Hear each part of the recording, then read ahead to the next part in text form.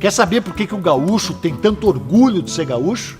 Vem conhecer as nossas origens, tu vai descobrir.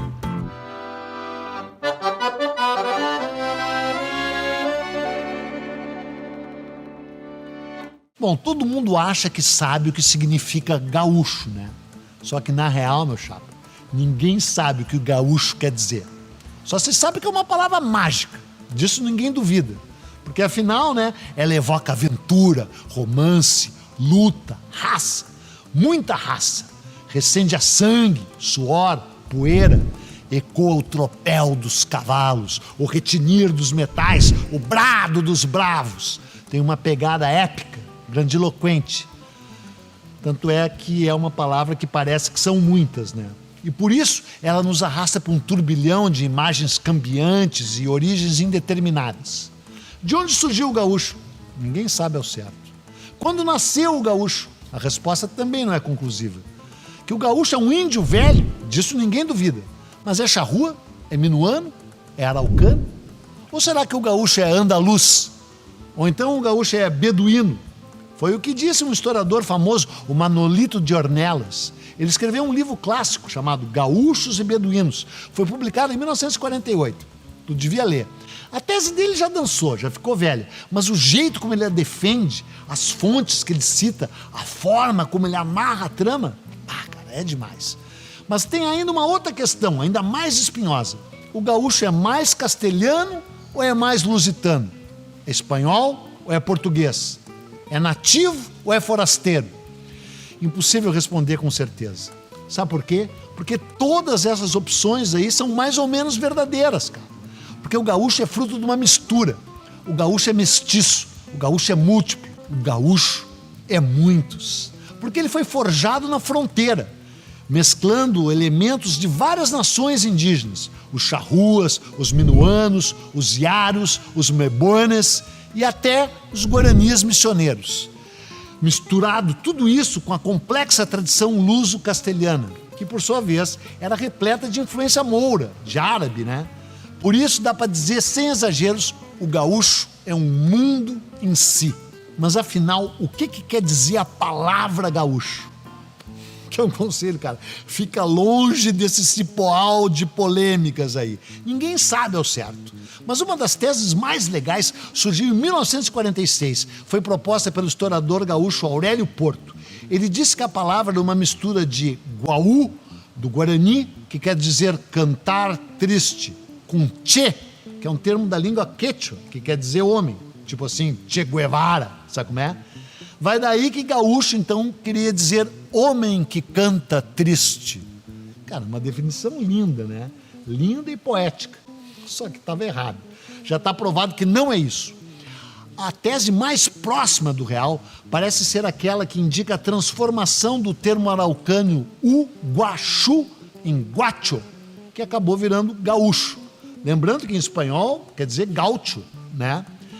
Mas o que uguachu, no fim das contas, quer dizer?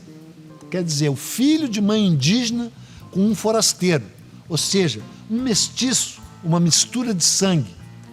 E o gaúcho é isso aí mesmo, um nativo e um forasteiro ao mesmo tempo. Dá para dizer sem medo de errar que os gaúchos são como uma sombra numa correnteza de grama, deslizando na planície sem cercas nem porteiras. E essa imagem é ao mesmo tempo real e fictícia, porque como eu vou te mostrar, lá no fim das contas, ser gaúcho é um estado de espírito. Boa essa, né? E tem uma outra, poderosa também. Ser gaúcho é um destino. E sabe quem falou isso? O grande, o inigualável Jorge Luis Borges, o maior escritor argentino. E o destino do gaúcho, ele mesmo que forjou. Forjou com o seu sangue, o nosso sangue. E o sangue dos adversários também. Só que muitas vezes esses adversários eram outros gaúchos. E o gaúcho forjou o seu destino na própria carne, no próprio couro. E no couro e na carne do gado também. O gaúcho se apropriou e transmutou muitos costumes indígenas, principalmente costumes dos charruas e dos minuanos. O xiripá, o chimarrão, o churrasco, o fogo de chão, a bolhadeira, o poncho, o jeito de montar. Tudo isso é coisa de índio velho. Mas o gaúcho também teve que inventar uma própria ética para o trabalho. Sempre que possível, o gaúcho vivia solito no pampa, né? Quando precisava de alguma coisa, ele prestava serviços gerais, a lida com gado, atividades campeiras, em troca de um poncho, de um trago, de um punhado de sal ou de pólvora. Feito o carreto, o gaúcho voltava a pôr o pé no estribo e o pé na estrada, mesmo que com isso vivesse sempre com o pé na cova, né? Sempre correndo o risco e nem sempre seguindo à risca as regras da civilização. Ainda assim, ou talvez por isso mesmo, o escritor argentino Adolfo Bioy Casares, amigão do Borges, escreveu: "O gaúcho é dono de tudo que vê." Cara, por um bom tempo foi assim mesmo, por dois motivos. Primeiro, porque o Pampa era uma terra de ninguém. Aquelas vastas coxilhas onduladas, sem dono e sem cerca, recobertas de grama, coalhadas de gado solto, o gado chimarrão, com os arroios murmurando em cima dos lajeados, tudo aquilo era um território livre. E depois, porque tudo que não tinha, o gaúcho simplesmente pegava. Sim, porque de início os gaúchos eram senhores de si mesmos, guascas perambulando sem lei nem rei, vagamundos ou bagamundos, como então se dizia, sempre vagando à deriva naquele mar de grama, vivendo dentro de suas camisas, debaixo de seus chapéus e em cima de seus cavalos. Mas acontece que a terra de ninguém também era a terra do muito, como escreveu um soldado português em 1737. "Com toda a verdade vos digo", escreveu o oficial André Coutinho para o governador Gomes de Freire, "aqui nessa terra há muita carne, muita courama, muita madeira, muito bálsamo. No verão, muita calma, muita mosca, muita mutuca. No inverno, muita chuva, muito frio, muito barro, muito pântano. E em qualquer tempo, muita vontade de trabalhar no meio de muita riqueza." Então, ouvindo aquilo, os portugueses resolveram fundar uma cidade ali, né? Fundaram Rio Grande, bem ali na Barra Diabólica, onde a Lagoa dos Patos deságua no oceano. Por causa da fundação de Rio Grande, os portugueses e os espanhóis começaram a brigar pela posse da terra. Quer dizer, na verdade, a briga tinha começado antes, uns anos antes. Foi com a fundação da colônia de Sacramento, em 1680. Porque, cara, os portugueses tinham criado a colônia na maior cara de pau, bem em frente a Buenos Aires, do outro lado do Rio da Prata, no território que hoje é o Uruguai, e que naquela época, 1680, evidentemente pertencia à Espanha, por causa do tal Tratado de Tordesilhas. Então começou um cabo de guerra entre as duas coroas, né? E teve início o vai e vem da fronteira. A fronteira ficava ali, a fronteira ficava lá, e muita guerra, muito saque, muito contrabando, muito sangue.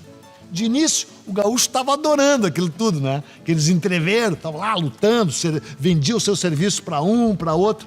Mas daí, cara, aquela vastidão inteira começou a ser distribuída para os grandes senhores. E foi assim que a lei e a ordem desembarcaram no Pampa.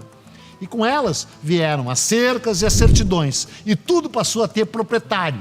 E foi então que o gaúcho descobriu que, na real, não era dono de nada.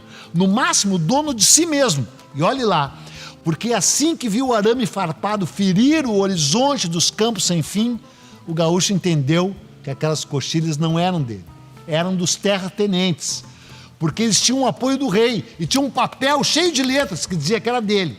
Então, o gaúcho teve que vender a única coisa que tinha, a sua força de trabalho, e foi parar lá nas charqueadas. E o gaúcho teve que salgar a carne também com o suor do seu rosto. O trabalho nas charqueadas era sazonal e era terrível. Começava em outubro, quando era desfraldada a bandeira vermelha. Ela anunciava que a época da matança tinha começado e ia se prolongar até maio. Cara, a atividade era frenética. Nas grandes charqueadas, nos dias quentes de verão, cerca de 2.000 trabalhadores recobertos de sangue, de suor e de sal abatiam e manufaturavam 1.200 reses por dia. Tanto é que já houve quem chamou essas charqueadas de fábrica de desmanchar boi. E assim, à medida que os donos da terra se transformaram também nos donos do gado, donos do sal, donos das cercas, o gaúcho virou peão. Sabe o que quer dizer peão, cara? Quer dizer aquele que anda a pé. E assim, no jogo de xadrez do Pampa, o gaúcho logo se viu isolado dos outros gaúchos, tipo cada um no seu quadrado, sabe como é? E aí o gaúcho virou gaúcho a pé. Parecia o fim de uma era. Só que então, por causa do charque, na verdade por causa dos impostos sobre o charque, estourou uma guerra, uma luta, uma revolta. Tu sabe bem qual foi, né? Claro, foi a Revolução Farroupilha, a Guerra dos Farrapos. A gente vai falar nela no outro episódio. Mas agora dá para dizer que foi assim que o gaúcho renasceu. Porque os donos das charqueadas pegaram os seus peões e botaram eles de novo no lombo dos cavalos. E lhes deram espadas e lanças e disseram, vai à luta! E foi aí que o Brasil descobriu que o gaúcho existia. E ia descobrir também que nós temos sangue nas veias e que somos osso duro de roer. Porque nós somos gaúchos e nós temos orgulho de ser gaúchos.